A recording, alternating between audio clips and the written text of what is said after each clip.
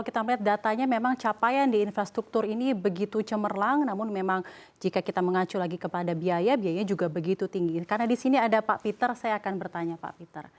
Jadi selama era pemerintah Jokowi kita tahu di 5%, ya 5% pertumbuhan ekonomi. Kalau kita memilah-milah lagi Pak, pertumbuhan ekonomi, konsumsi, investasi, government spending, dan net export. Apakah menurut Anda capaian yang begitu cemerlang di rezim Jokowi tentang infrastruktur ini juga berpengaruh terhadap pertumbuhan ekonomi?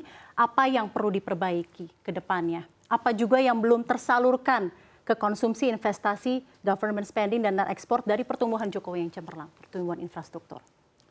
Ya, Mbak Safrina, ya, kalau kita lihat dari selama periodenya Pak Jokowi dan juga bahkan kalau kita tarik ke belakang lagi, struktur ekonomi kita tidak banyak berubah.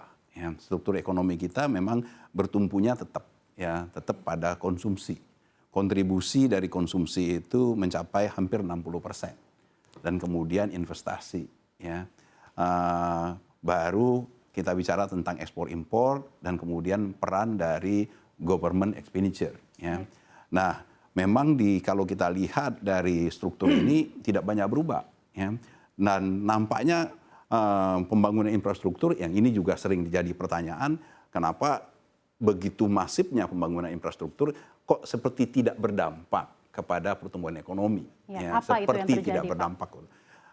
Saya melihatnya permasalahannya bukan di pembangunan infrastrukturnya, ya, tetapi kita harus melihatnya lebih dalam. Ya. Ada permasalahan-permasalahan yang mendasar di dalam perekonomian kita, ada anomali-anomali di sektor keuangan kita yang di sistem insentif kita yang menyebabkan apa yang sudah dilakukan secara maksimal ya oleh pemerintahan Pak Jokowi itu kemudian tidak berdampak membuat terjadinya lompatan pertumbuhan ekonomi.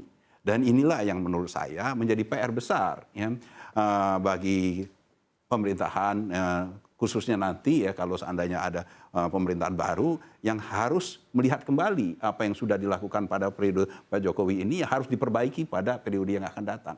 Tapi bukan berarti pembangunan infrastrukturnya menjadi sesuatu yang salah. Ya. Karena saya meyakini kalau kita tidak melakukan pembangunan infrastruktur secara masif ya pada periode 8 tahun terakhir ini, mungkin kita mengalami pertumbuhan ekonomi yang jauh lebih rendah. Jauh lebih rendah, apalagi kita tahu di masa-masa anomali. Ya, istilahnya kalau kita melakukan analisis itu kita harus melakukan analisis counterfaktualnya. Baik. Jadi kalau kita tidak melakukan pembangunan infrastruktur, justru kita bisa mengalami pertumbuhan ekonomi yang jauh lebih rendah. Jadi Anda mengiyakan bahwa di era Presiden Jokowi memang pembangunan infrastruktur yang begitu masif ini juga menyelamatkan pertumbuhan ekonomi, namun saya kira belum begitu, optimal. Ya. Tetapi memang belum optimal dan ini yang kemudian kalau kita bicara dengan tema kita menjadi PR kita. Ya, bagaimana kita memanfaatkan infrastruktur yang sudah dibangun dengan demikian baik, ya, dengan semua catatan-catatan yang disampaikan oleh Pak Ma'ruf tadi, itu bisa menjadi modal dasar ya bagi pemerintahan berikutnya karena kita memang harus terus berbenah ya, terus memperbaiki. Jadi apa yang menjadi modal dasar sekarang ini pembangunan yang sudah masif dilakukan oleh Pak Jokowi ini menjadi batu pinjakan agar supaya kita bisa lompat. Nah, koreksinya apa? Koreksinya mungkin bukan di infrastruktur. Karena permasalahannya saya memahami ekonomi makro, khususnya ekonomi moneter, banyak masalah-masalah kita ya yang harus kita perbaiki. Ya. Kita ingatlah bagaimana dari sejak awal misalnya, ini contoh misalnya, sejak awal misalnya Pak Jokowi sudah mengangkat isu terkait dengan tingginya suku bunga. Ya. Kita juga sudah dari zamannya Pak Harto kita sudah mendengung-dengungkan permasalahan high cost ekonomi. Ya.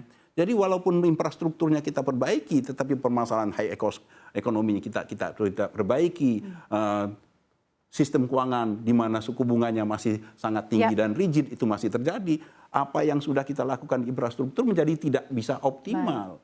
Ini yang harus kita lakukan. Ada PR lagi ke depannya untuk tetap melanjutkan jika memang pembangunan infrastruktur ingin menjadi kunci leap of growth dari ekonomi Indonesia. Infrastruktur kalau menurut saya tetap harus menjadi sesuatu yang harus dikedepankan karena itu mutlak kita butuhkan.